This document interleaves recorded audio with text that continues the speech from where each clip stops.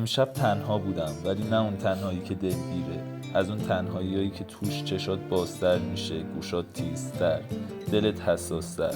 زدم بیرون وسط این شهر زنده، بین آدمایی که هر کدوم تو دنیای خودشون بودن ولی کنار هم یه تصویر قشنگ میساختن. خیابونا شلوغ، هوا پر از عطر عید، صدای خنده، بوق ماشینا، نورایی که چشمک میزدن، انگار شهر داشت نفس میکشید، میخندید.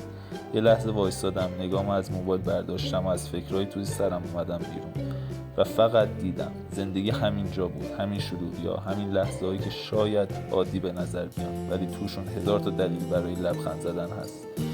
تو هر چهره یه قصه بود، یه امید، یه تلاش، آدمایی که برای خونشون خرید میکردن، بچه‌هایی که با هیجان به ویترینا نگاه میکردن، دستایی که پر از کیسه‌های رنگی بود، دلایی که پر از شوق بود. و شب که آروم شد برگشتم خونه، یه املت ساده درست کردم و نشستم و به روزی که گذشت فکر کردم. زندگی همیشه پر از اتفاقای بزرگ نیست، گاهی قشنگترین لحظه ها همون چیزهای ساده این که وقتی خوب نگاه کنی میفهمی چقدر ارزش دارن. پس اگه یه روز حس کردی تنهایی، برو وسط زندگی، شاید تنها باشی اما هیچ وقت بی حس و حال نمیمونی.